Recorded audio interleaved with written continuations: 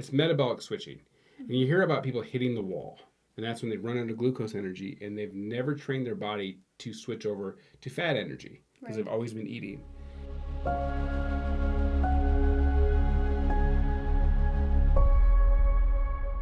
Welcome back to Fasting, Food, and Faith. I'm Brianne Sims, RN.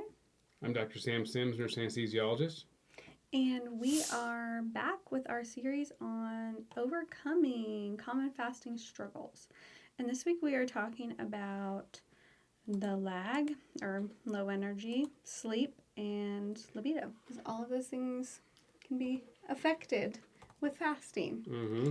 When you're in the middle of a fast, you can experience those things. So we're going to start by talking about the lag, or low energy, or feeling tired, or needing extra sleep, which all of those things can happen while you're fasting. So when you are fasting, you're generally operating at a lower blood sugar than you are when you're eating, and you're operating at a lower vascular volume. I don't know if that's the right term exactly. But you do lose some water weight. And so your blood is diverted to your fat. So it is, right. Yes. So there's risk of getting hypotension a little bit. So you just have to be careful about drinking enough fluids, taking enough electrolytes, multivitamin, those kind of things. Obviously, we're reiterating that. But it does mean that sometimes you will feel slower. Yeah, your body. That's okay. It takes more time for your body to turn fat into sugar than to just eat sugar. Right. Yeah, so there's some extra energy expenditures.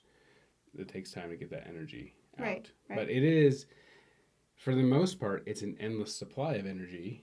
You know, 18... When you make that switch. 10 pounds of fat is between 7 and 18 days of energy. Right. So it's a lot of energy, but it takes time to produce that energy, so it's more of a... And it takes time for your body to get used to running on fat energy, especially if you've never not eaten. So especially when you... Well, so if you consider it as running, then you would say that fat energy is the marathon, sugar energy is the sprints. Right. Yeah. And so if you're used to sprinting all the time and you're not used to the marathon, sometimes it takes time to get used to that and to build up to longer fasts and that metabolic switch, burning fat, those kind of things. So I find that generally when I'm doing longer fasts, basically overnight or longer, which is like 2+ days, I have a lot lower energy. I need a lot more sleep. Basically, my body I just need to take it a little easier and a little slower and just give my body some grace for what it's doing, which is burning fat for energy. And for some people, that's a little more difficult transition, and that's okay. It's metabolic switching. And you hear about people hitting the wall, and that's when they run out of glucose energy, and they've never trained their body to switch over to fat energy because they've always been eating. But when you fast more frequently, your body makes that metabolic switch quicker. And for some of us, it happens without even... And now when I switch, I don't even notice. There's no wall. I don't even notice. Which is nice, but that isn't for everybody. Some people go through a longer lag period than others. And it's frustrating to the people who go through a long lag period to the people who do not. Yeah. And I went through a longer lag period when I first started fasting. Right. And I was a lot slower, but I could add more endurance. I think a lot of times the lag and that type of things for women has to do with your hormones and those different fluctuations where you're at in your cycle, because those also influence insulin and glucose and things like that. And so, if you need a little extra rest or it's a little harder for you to get over that hump of switching into ketosis, that's okay. Just give yourself some grace, rest a little extra. And if you know that ahead of time going into a fast, don't plan any high energy activities. And just, think ahead. Yeah, endurance activities would be good. Yeah. Don't max out on your bench press during your fast. Yeah. Take it easy. I know you're worried about that. I was not worried. So... Now you don't have to. Low energy, low impact exercises for me when I'm in a long fast. Yeah, because you just want to burn. But the nice thing about being in a long fast is once you get past, you're going to burn through all your stored glucose, and you can only get your energy from fat, then every single extra piece of exercise or energy that you expend just takes fat off your body. So it's kind of nice. Yeah. So it's a way for me to motivate myself to keep exercising, especially when I'm in fasting, because it's like I just want to lose fat anyway, and that's the only way I can get energy from my body is from fat. Yeah. And I generally have to wait a while when I'm in a longer fast to do any kind of exercise. I don't know, my body just has a harder time with operating at that lower blood sugar level and Sure. I guess So making fat. So what I would say is I have to wait. So part of it is I can't is, push myself too hard, I guess what accept the lag. Yeah. Accept the lag. Get your labs if you're doing a longer fast. I've mentioned that before. Yeah. If you can reach down and pinch an inch or more, then that means you have at least 10 pounds of fat on your body and you have enough energy to keep going. Now, and pinching an inch is not an inch of skin. That's not an inch. It has to be between the fingers. So if I lift it up, that's not an inch.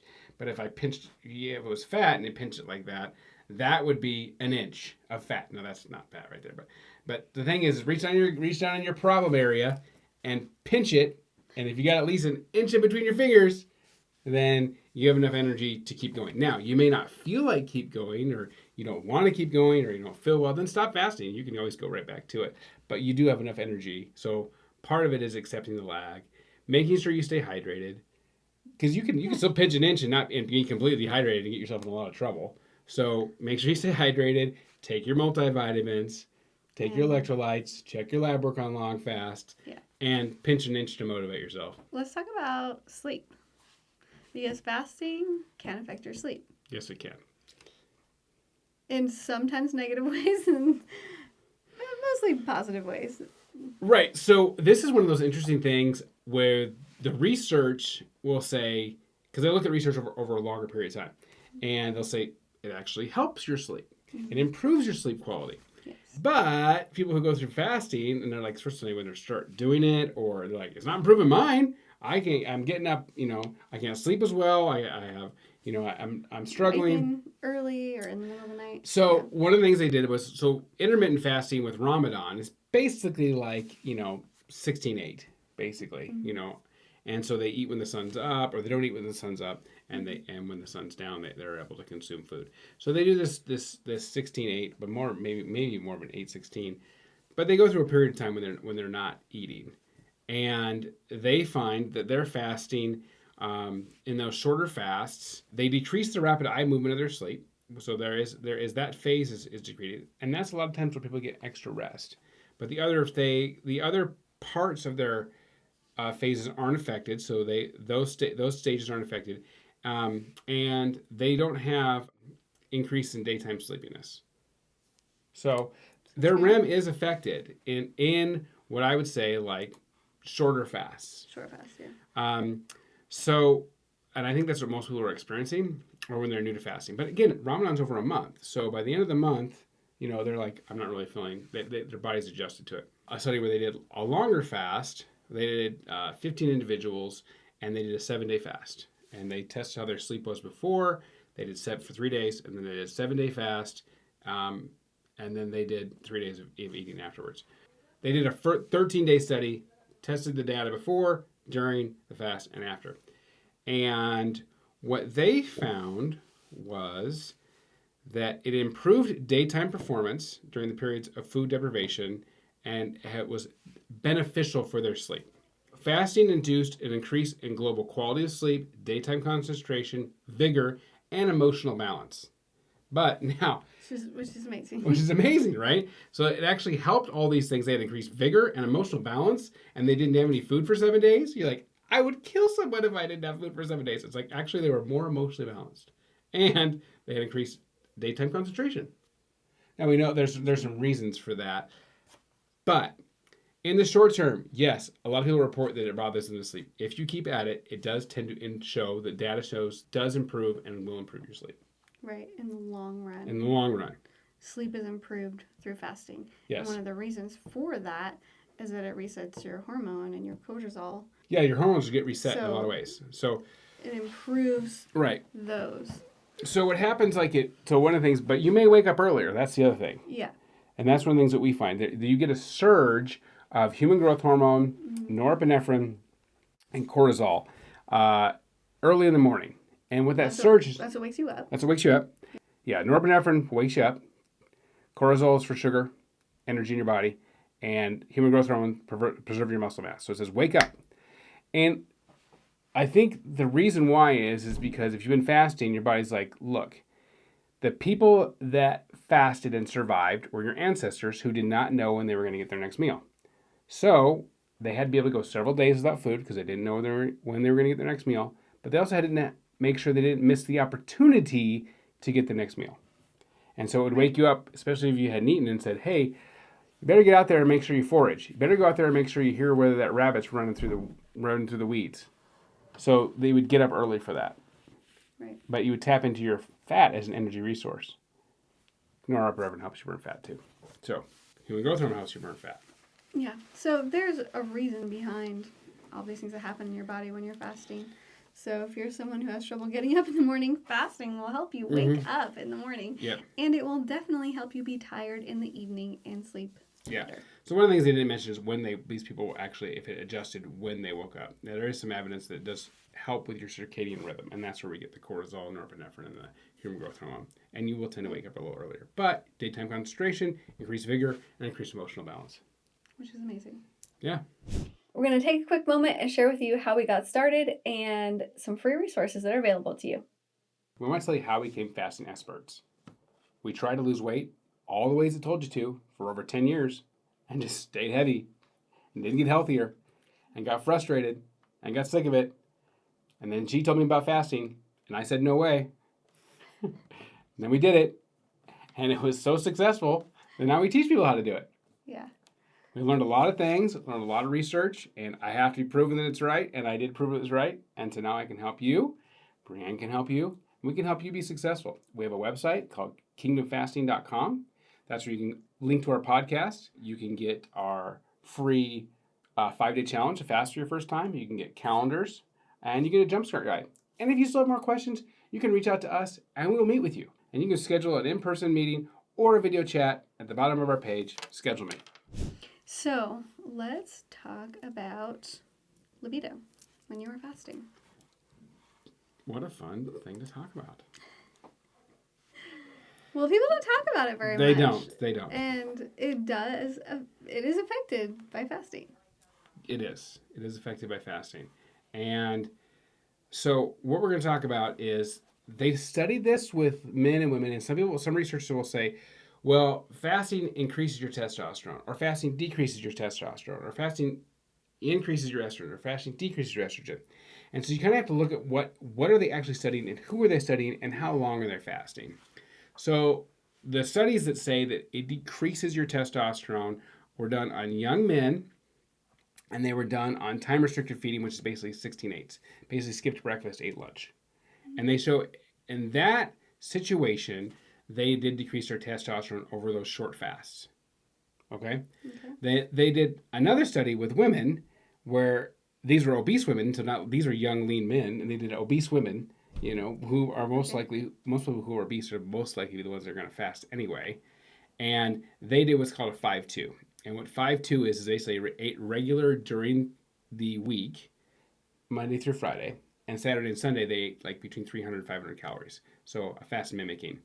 And they showed a little bit of decrease in estrogen, but they increased their sex hormone binding globulin, their SHBG. And what that does is it transports the estrogen to the tissue that needs to use it, to the cells.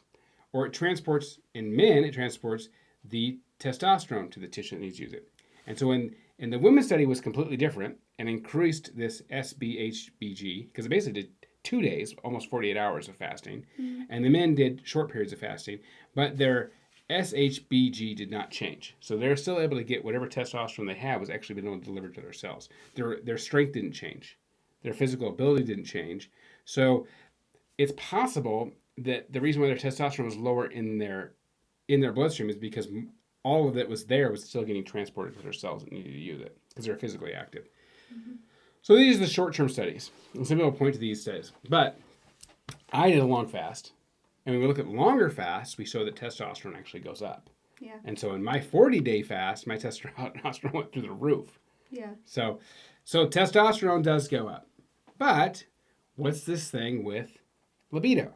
And this is on Ramadan fasting, which again is this is the kind of fasting most people do. They eat at least one meal, short amount, 1 meal a day, and over a month they showed that it decreased sexual desire and frequency of intercourse. So they did say that yes, it did decrease libido.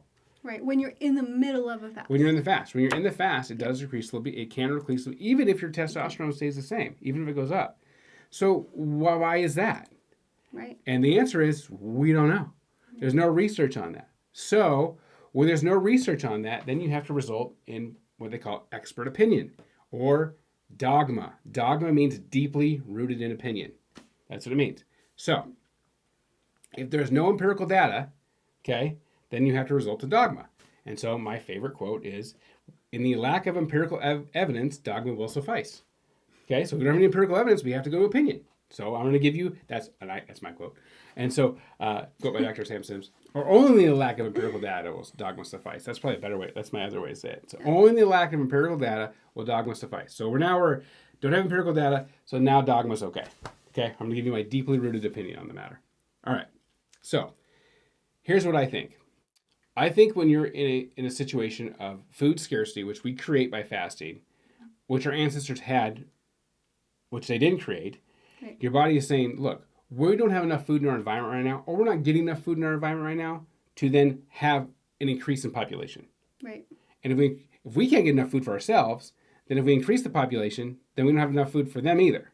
Right. So I think even though the testosterone can go up, I would say that the reason why is because the genetics we inherited were people who didn't want to increase the population when they had food scarcity. Right. So I think that's why. And until the empirical evidence says otherwise, that's what I'm going to go with. I think that's perfectly reasonable. Yeah. When you stop fasting, your libido goes back to normal. Right back to normal. And most likely improved after that period of fasting. Sure. Because fasting improves your hormones and improves all the processes in your body. Yes. So, yeah.